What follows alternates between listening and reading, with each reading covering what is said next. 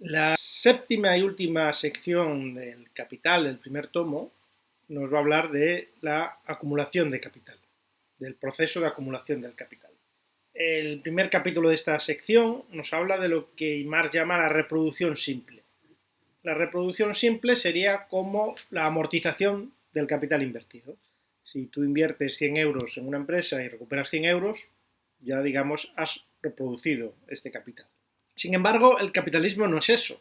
Si el capitalismo solo fuera la recuperación del capital, como si fuera un préstamo, no sería capitalismo. Lo que precisa el capitalista es generar más dinero del invertido. El capitalista, como cualquier otra persona, también necesita gastar para su propia supervivencia. Si este dinero generado por su inversión se lo gasta en su consumo, al final, al terminar el ciclo, habrá consumido todo su capital y será pobre, como cualquier otro obrero, y se verá obligado a trabajar. Pero el capitalista no quiere trabajar. El capitalista quiere vivir del trabajo de los demás. Marx nos dice que es posible que el capital original de una empresa no se haya generado mediante un proceso capitalista. Dice que es probable que el capitalista haya entrado en posesión del dinero en un determinado momento por virtud de una cierta acumulación originaria, independiente de la apropiación del trabajo ajeno no retribuido, pudiendo gracias a ello acudir al mercado como comprador de fuerza de trabajo. Es decir, que el capitalista original podría ser un señor feudal, un comerciante afortunado o alguien que se haya hecho con una pequeña fortuna, vaya usted a saber cómo. Pero lo que dice es que una vez invertido el dinero en un proceso capitalista, obligatoriamente debe generar más capital, no solo para amortizar esa inversión, sino para tener una renta que use en su propio consumo y también ¿para qué? Para generar más capital con el que volver a hacer más inversiones. Dice que si el capitalista se gasta el equivalente del capital por él desembolsado, el valor de ese capital solo representa el total de la plusvalía de la que se ha apropiado gratuitamente y de su antiguo capital ya no queda ni un átomo de valor. Pero ese no es el objetivo del capitalista. El capitalista, el objetivo es vivir del trabajo ajeno sin trabajar él, como un accionista de una empresa que nunca pasa por la empresa para trabajar, pero cobra puntualmente sus intereses, sus réditos, y también generar más capital para más inversiones. Por eso en el proceso de producción capitalista se enfrentan, de una parte, el poseedor de valores o de dinero y de otra el poseedor de la sustancia creadora de valor, del trabajo. De un lado, el poseedor de los medios de producción y de vida, y de otro el hombre sin más patrimonio que su fuerza de trabajo.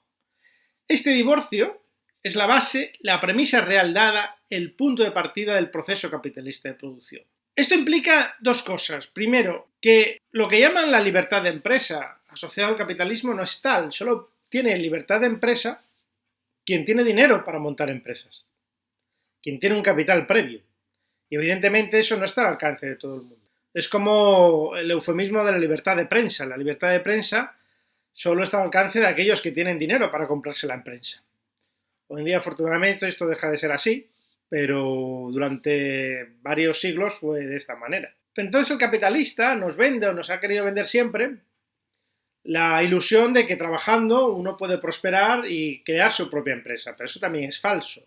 ¿Por qué? Porque, como hemos visto, el capitalista lo que pretende es tener siempre los salarios más bajos posibles, los que se acerquen al mínimo de supervivencia. Y claro, si todo el dinero que ganas trabajando te lo gastas en tu propia supervivencia, es imposible que tú mismo acumules capital para poder ser autónomo y no depender de otros para tu propia subsistencia. Esto estaba claro desde siempre. En una de las notas, Marx cita a un tratadista del siglo XVIII que dice: es verdad, indudablemente, que la instalación de una manufactura da trabajo a muchos pobres, pero estos lo siguen siendo, y la persistencia de la manufactura crea además muchos otros pobres.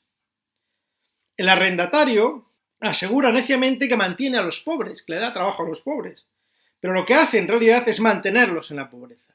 Este cinismo lo vemos hoy en día constantemente. Se ha vuelto a glorificar a los emprendedores, a los empresarios como creadores de trabajo, pero no son creadores de trabajo, son creadores de plusvalía. Lo importante no es la creación de trabajo, sino de la creación de trabajo digno, con un salario que no solo permita sobrevivir, sino prosperar. Y esto en el sistema capitalista, sobre todo en el sistema capitalista de corte liberal o neoliberal, es imposible porque va contra sus propias leyes. ¿Cuál es el resultado? El resultado es que con una política liberal o no liberal, los ricos cada vez serán más ricos porque se apropiarán cada vez más de todo el plusvalor del trabajo y los pobres cada vez serán más pobres y serán muchos más. Y es lo que estamos viviendo. El crecimiento de la desigualdad que se ha producido en los últimos 30-40 años en Occidente se debe a estas políticas liberales y no liberales que permiten que el capitalista se apropie de la mayor cantidad posible de plusvalía, la mayor cantidad posible de la riqueza que genera el trabajo. Y que esto es imparable. Y incluso las propias crisis capitalistas, como la que hemos sufrido y seguimos sufriendo desde hace 10 años, refuerzan esta evolución. Hoy en día los millonarios de hace 10 años son todavía más ricos y son menos. En cambio, los pobres son más pobres y son muchos más. ¿Cómo se corrige esto? Se corrige, por un lado, reforzando el poder negociador de los trabajadores a través de sindicatos, uniones obreras, convenios laborales, unas condiciones de trabajo dignas y unos salarios dignos, que reducen la posibilidad de que el capitalista se apropie de todo el plusvalor que genera un negocio, y también con una fiscalidad progresiva que recaude más de aquellos que más generan, de los más ricos, y sirviendo así el Estado como una redistribución de la riqueza generada por el propio sistema capitalista.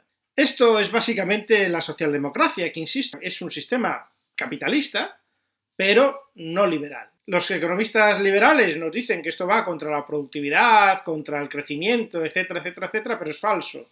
Se demuestra estadísticamente y mediante datos que durante los años de la socialdemocracia europea el crecimiento era igual o superior al que hemos tenido durante los años del liberalismo. Pero la distribución de la riqueza era más equitativa. El estado de bienestar se amplió, el estado de bienestar cubrió más las necesidades de los habitantes y no se generaban esas enormes diferencias salariales dentro de una empresa ni se generaban esas enormes fortunas que tenemos ahora. Hoy estamos a niveles del antiguo régimen. El 1% de la población tiene más dinero que el 99% restante. Y esto no es producto casual, esto es producto de la aplicación de políticas liberales, neoliberales, a la economía capitalista.